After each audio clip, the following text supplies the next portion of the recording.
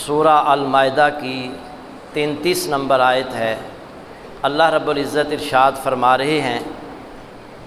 انما جزاء الذین یحاربون اللہ ورسولہ،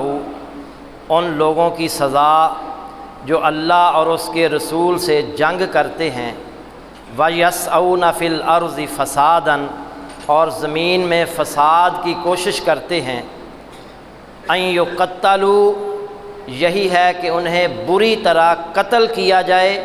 او یصلبوا، یا انہیں بری طرح سولی دی جائے، او تقطع ایدیہم وارجلہم من خلاف، یا ان کے ہاتھ اور پاؤں مختلف سمتوں سے بری طرح کاٹے جائیں، او ینفوا من الارض، یا انہیں اس سرزمین سے نکال دیا جائے، ذالک لہم خزی فی الدنیا وَلَهُمْ فِي الْآخِرَةِ عَذَابٌ عَظِيمٌ، یہ ان کے لیے دنیا میں رسوائی ہے اور ان کے لیے آخرت میں بہت بڑا عذاب ہے۔ گزشتہ خطبہ میں فتنہ خوارج کی علامتیں بیان کی گئی تھیں۔ آج کے خطبہ میں فتنہ خوارج جو ہے اس کے قتل کرنے کا اجر، خوارج کے بارے میں احکام، اور خوارج کے ہاتھوں میں شہید ہونے والے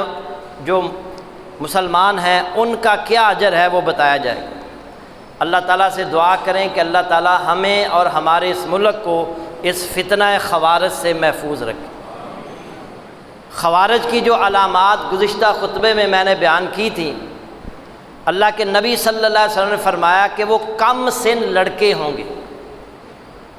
وہ دماغی طور پر ناپختہ ہوں گے،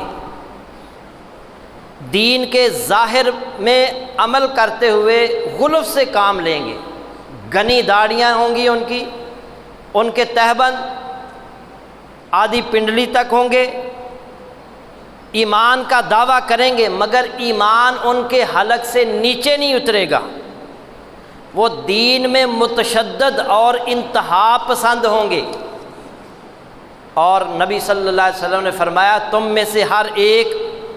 ان کی نمازوں کے مقابلے میں اپنی نمازوں کو حقیر جانے گا اور ان کے روزوں کے مقابلے میں اپنے روزوں کو حقیر جانے گا، یعنی اتنی اچھی نماز وہ پڑھتے ہوں گے، بکثرت قرآن کی تلاوت کریں گے، وہ طاقت کے زور پر لوگوں کو کتاب اللہ کی طرف بلائیں گے، لیکن قرآن کے ساتھ ان کا کوئی تعلق نہیں ہوگا، کردار کے لحاظ سے بڑے ظالم ہوں گے، خونخوار ہوں گے، گنونے ہوں گے، اور اللہ کے نبی صلی اللہ علیہ وسلم نے فرمایا وہ مسلمانوں کو قتل کریں گے جبکہ بت پرستوں کو چھوڑ دیں گے، مسلمانوں کو قتل کریں گے، مسلمان ممالک میں حملے کریں گے لیکن بت پرستوں کو کچھ نہیں کہیں گے، ان کو چھوڑ دیں گے۔ یہ چند علامات دلائل کے ساتھ میں نے گزشتہ خطبے میں بیان کی تھی۔ نبی صلی اللہ علیہ وسلم نے فرمایا، سیدنا علی رضی اللہ تعالی عنہ راوی ہیں، بخاری مسلم کی حدیث، یمرکون من الدین کما یمرک السہم من الرمیہ، یہ لوگ دین سے اس طرح نکل جائیں گے جیسے زوردار تیر جانور سے پار ہو جاتا ہے، دین سے نکل جائیں گے، دین کے ساتھ ان کا کوئی تعلق نہیں ہوگا، ظاہر طور پر بڑے ہمیں مسلمان نظر آئیں گے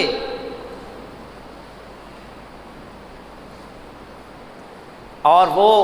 جو ایک مسلمان ہونے کی علامتیں اور پہچان ہوتی ہیں وہ ان میں پائی جائیں گی، مگر اللہ کے نبی فرما رہے ہیں دین سے وہ نکل جائیں گے۔ اسی طرح ترمذی میں روایت موجود ہے، ابو امامہ رضی اللہ تعالی عنہ نے دمشق کی مسجد کی سیڑھیوں پر مقتول خوارج کے سر لٹکے ہوئے دیکھے تو فرمایا شر قتلا تحت عدیم السماء، آسمان کے نیچے بدترین مقتول، اللہ کے نبی نے ان کے بارے میں فرمایا تھا کہ آسمان کے نیچے بدترین مقتول ہوں گے۔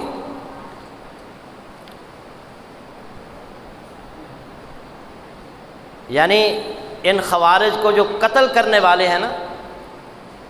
ایمان والے، وہ غازی ہوں گے، اور یہ خوارج جو ہیں یہ بدترین مقتول ہوں گے۔ ترمذی میں ہی روایت ہے، اسی حدیث میں فرمایا کلاب النار، یہ دہشت گرد خوارج جہنم کے کتے ہوں گے۔ دوسری روایت میں ابن ماجہ میں کلاب اہل النار، یہ دہشت گرد خوارج جہنمیوں کے کتے ہوں گے۔ اور ان کو کتا کیوں کہا گیا؟ شاید اس کی ایک وجہ یہ بھی ہو سکتی ہے کہ یہ کافروں کے لیے کتے کا کام کرتے ہیں، ان کی وفاداری کرتے ہوئے ان کے مشن پر چلتے ہیں، مسلمانوں کو قتل کرتے ہیں اور کافروں سے پوشیدہ دوستیاں رکھتے ہیں، اس لیے ان کو جہنم کے کتے کہا گیا۔ اور خوارج کے قتل کرنے کا حکم ہے جو میں نے ابتدا میں آیت پڑھی ہے۔ اللہ فرما رہے ہیں انما جزاء الذین یحاربون اللہ ورسولہ، ان لوگوں کی جزا، ان لوگوں کی سزا جو اللہ اور اس کے رسول سے جنگ کرتے ہیں، وَيَسْعَوْنَ فِي الْأَرْضِ فَسَادًا، اور زمین میں فساد کی کوشش کرتے ہیں، أَن يُقَتَّلُوا، ان کی سزا یہی ہے کہ انہیں بری طرح قتل کیا جائے، او یصلبوا، انہیں بری طرح سولی دی جائے، او تقطع ایدیہم وارجلہم من خلاف، اور ان کے ہاتھ اور پاؤں مختلف سمتوں سے بری طرح کاٹے جائیں، او ینفوا من الارض، یا انہیں اس سرزمین سے نکال دیا جائے، ذالک لہم خزی فی الدنیا وَلَهُمْ فِي الْآخِرَةِ عَذَابٌ عَظِيمٌ، یہ ان کے لیے دنیا میں رسوائی ہے اور ان کے لیے آخرت میں بہت بڑا عذاب ہے۔ اس آیت کی تفسیر بیان کی ہے عبداللہ بن عباس رضی اللہ تعالی عنہ نے، جو مفسر قرآن ہیں، وہ اس آیت کی تفسیر میں بیان کرتے ہیں کہ جس نے مسلم آبادی پر ہتھیار اٹھائے، اس سے مراد وہ لوگ ہیں جس نے مسلمانوں کی آبادی پر ہتھیار اٹھائے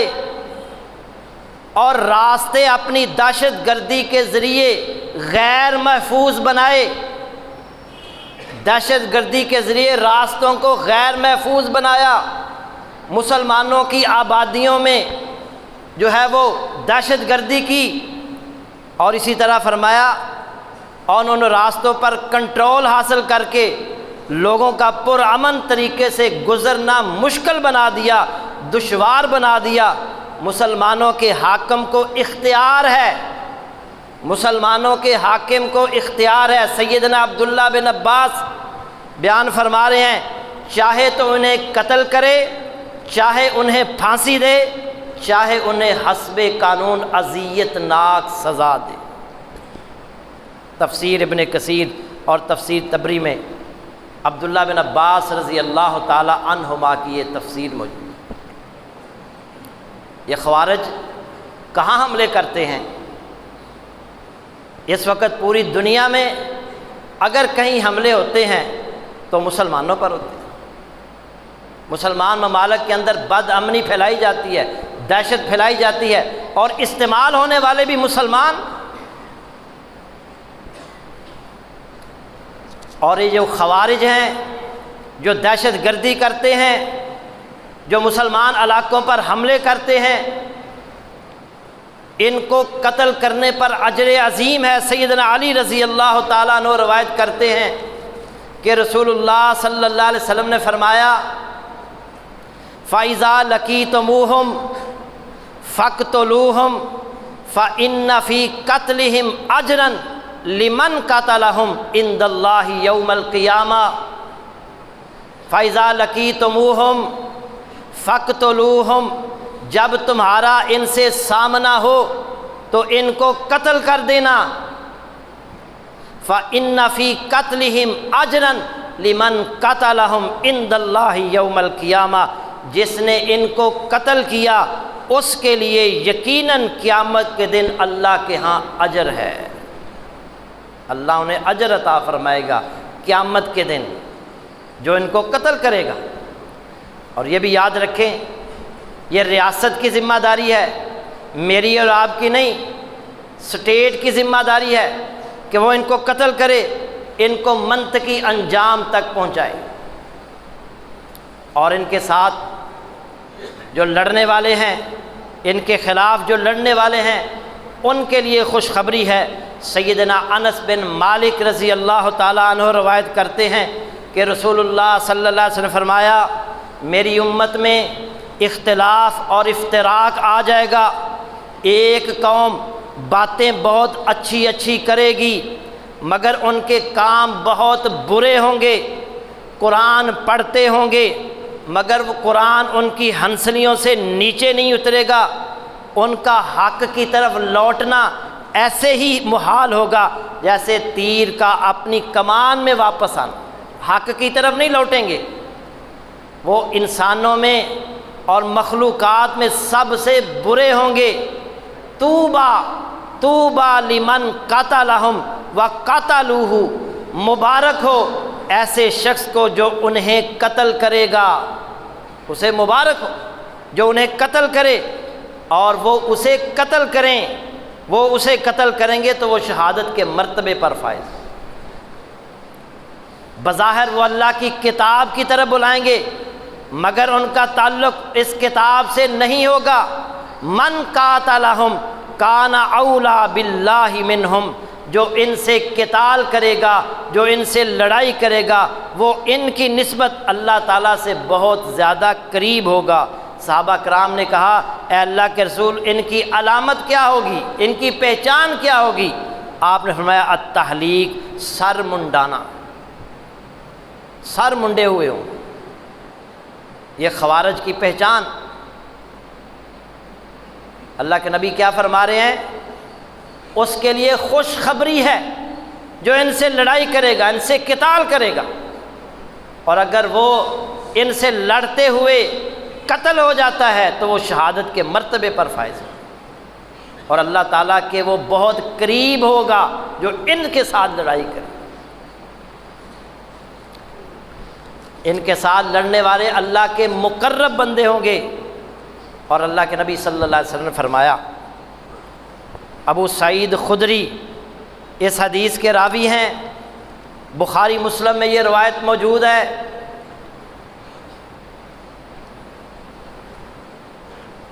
ابو سعید خدری بیان کرتے ہیں کہ علی رضی اللہ تعالی عنہ نے یمن سے نبی کریم صلی اللہ علیہ وسلم کی خدمت میں کچھ سونا بھیجا، تو آپ نے اسے 4 آدمیوں میں تقسیم کر دیا۔ جو سونا یمن سے نبی صلی اللہ علیہ وسلم کو بھیجا گیا وہ آپ نے 4 لوگوں میں تقسیم کر دیا۔ اس پر قریش اور انصار کے کچھ لوگوں کو غصہ آیا اور کہنے لگے کہ آپ نے نجد کے بڑوں کو تو دیا لیکن ہمیں نظر انداز کر۔ آپ نے فرمایا انما اتعلفہم، میں صرف ان کے دل ملانے کے لیے انہیں دیتا ہوں، کیونکہ یہ ابھی نئے مسلمان ہوئے ہیں، تالیف قلب کے لیے۔ یہ جن 4 لوگوں کو میں نے سونا دیا ہے یہ نئے مسلمان ہوئے ہیں، تالیف قلب کے لیے، اسلام میں مسلمان ہونے کے لیے، ان کو پکا کرنے کے لیے میں نے ان کو سونا دیا ہے۔ پھر ایک اور شخص آیا، وہ جو جن لوگوں نے اعتراض کیا ان کے اعتراض ختم ہو گیا۔ پھر ایک شخص آیا، اس کی آنکھیں دنسی ہوئی تھیں، رخسار ابھرے ہوئے تھے، پیشانی اونچی تھی، داڑھی اس کی گھنی تھی، سر منڈا ہوا تھا، اور اس نے کہا فقال اتق اللہ یا محمد، اس نے کہا اے محمد اللہ سے ڈرو۔ آپ نے فرمایا اگر میں ہی اللہ کی نافرمانی کروں گا تو پھر اس کی فرما برداری کون کرے گا؟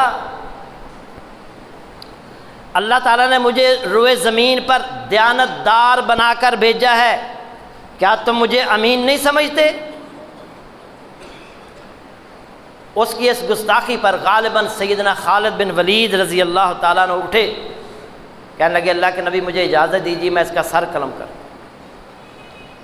آپ نے انہیں روک دیا، پھر وہ وہاں سے شخص چلا گیا۔ آپ نے فرمایا، اس موقع پر آپ نے فرمایا اس شخص کی نسل سے یا آپ نے فرمایا اس شخص کے بعد اسی کی قوم سے ایسے لوگ جھوٹے مسلمان پیدا ہوں گے جو قرآن کی تلاوت تو کریں گے لیکن قرآن مجید ان کے حلق سے نیچے نہیں اترے گا۔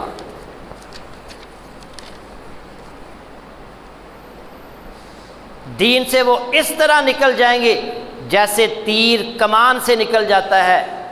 یہ لوگ مسلمانوں کو قتل کریں گے، مسلمانوں کو قتل کریں گے، بت پرستوں کو چھوڑ دیں گے، انہیں کچھ نہیں کہیں گے۔ اور اگر میری زندگی اس وقت تک باقی رہے، کون کہہ رہے ہیں؟ محمد الرسول اللہ صلی اللہ علیہ وسلم رحمت للعالمین، وہ کہہ رہے ہیں کہ اگر میری زندگی اس وقت تک باقی رہے تو میں ان کو اسی طرح قتل کروں گا جیسے قوم عاد کا عذاب الہی سے قتل ہوا تھا، اور ان کا ایک بندہ بھی باقی نہیں بچا۔ جس طرح اللہ نے قوم عاد پر عذاب بھیجا اور ان میں سے ایک بندہ بھی اللہ نے زندہ نہیں چھوڑا، اگر میں اس وقت موجود ہوں تو میں بھی ان کو اسی طرح قتل کروں گا جس طرح قوم عاد کو اللہ نے عذاب الہی سے قتل کیا، ان کا ایک بھی بندہ زندہ نہیں چھوڑا۔ اگر مجھے موقع ملا تو میں ان خوارج کا ایک بندہ بھی زندہ نہیں چھوڑوں۔ یہ کہہ رہے ہیں محمد الرسول اللہ صلی اللہ علیہ وسلم۔ اور خوارج کے ہاتھوں شہید ہونے والے جو ہیں ان کا اجر کیا ہے؟ ابو امامہ فرماتے ہیں خیر قتلہ من قتلوہ، وہ شخص بہترین شہید ہوگا، مقتول ہوگا جسے وہ قتل کریں گے، بہترین شہید ہوگا۔ یہی وجہ ہے کہ سیدنا علی رضی اللہ تعالیٰ عنہ نے کہا تھا لو یعلم الجیش الذین یصیبونہم ما قضی لہم علی لسان نبیہم صلی اللہ علیہ وسلم لاتکلوا عن العمل،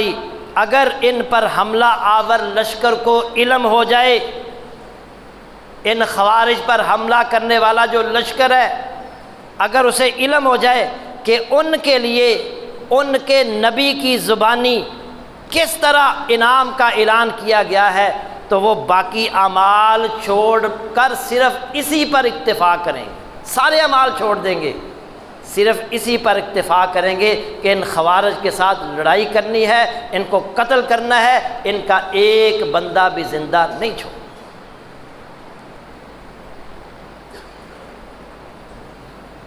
نبی صلی اللہ علیہ وسلم کے زمانے میں ہی، جیسے میں نے ابھی وہ بیان کیا، اس شخص کا نام تھا ذوالخویسرہ۔ نبی صلی اللہ علیہ وسلم کے زمانے میں ہی یہ خوارج کا ظہور ہوا۔ پھر اس کے بعد سیدنا عثمان غنی رضی اللہ تعالیٰ عنہ کی اتھارٹی کو انہوں نے چیلنج کیا، باغی اور مسلح گروہ نے سیدنا عثمان رضی اللہ تعالیٰ عنہ کو شہید کیا، اور سیدنا علی رضی اللہ تعالیٰ عنہ کے زمانے کے اندر یہ تحریک اپنے عروج پر تھی، اور جب سیدنا علی رضی اللہ تعالیٰ عنہ کی اور سیدنا امیر معاویہ رضی اللہ تعالیٰ عنہ کی جنگ صفین ہوئی تو یہ حضرت علی رضی اللہ تعالیٰ عنہ کے ساتھ لڑ رہے تھے مل کر امیر معاویہ رضی اللہ تعالیٰ عنہ کے ساتھ، اور جب دونوں گروہوں نے لڑائی ختم کر دی، ثالث مقرر کر دیے کہ لڑائی ہمیں ختم کر دینی چاہیے، اور ثالث مقرر کر دیے، اس وقت یہ الگ ہو گئے، یہ خوارج الگ ہو گئے اور حضرت علی رضی اللہ تعالیٰ عنہ کے لشکر سے نکل گئے، اور حضرت علی رضی اللہ تعالیٰ عنہ کو معاذ اللہ کافر کہنے لگے، اور پھر انہوں نے واضح طور پر ایک باغی اور دہشت گرد گروپ تیار کیا اور جہاد کے نام پر مسلمانوں کے صاف ہی برسرے پہ کھا، اور اس وقت انہوں نے نعرہ لگایا لا حکم الا للہ۔ ان کا نعرہ کیا تھا؟ لا حکم الا للہ، اللہ کے سوا کوئی حکم نہیں کر سکتا۔ سیدنا علی رضی اللہ تعالی عنہ نے ان کا یہ نعرہ سنا تو فرمایا تھا کلمۃ حق ارید بہا باطل، بات تو حق ہے لیکن اس کا مقصود باطل ہے۔ حضرت عبداللہ بن عباس رضی اللہ تعالی عنہما نے ان سے مناظرہ بھی کیا۔ ان کی تعداد 24,000 تھی، مناظرے کی وجہ سے 20,000 لوگوں کو بات سمجھ آ گئی، 4,000 لوگ رہ گئے۔ پھر سیدنا علی رضی اللہ تعالی عنہ نے ان کے خلاف جہاد کر کے سب کو ختم کر دیا۔ آج پاکستان بھی اس فتنے کا شکار ہے۔ پاکستان کے اندر بھی دہشت گردی کی جا رہی ہے، اور یہ نام کے مسلمان غیر مسلموں کے ہاتھوں استعمال ہو رہے ہیں، پاکستان کو عدم استحکام کا شکار کر رہے ہیں۔ اللہ سے دعا کریں اللہ تعالی ہماری فوج کی حفاظت فرمائے اور ان کی سرکوبی کرے اور ان کو عبرت ناک انجام سے دوچار کرے، اور اللہ ہماری فوج کی حفاظت فرمائے، اور اللہ تعالی ہمیں اس فتنے سے محفوظ فرمائے۔ وآخر دعوانا ان الحمد للہ رب العالمین۔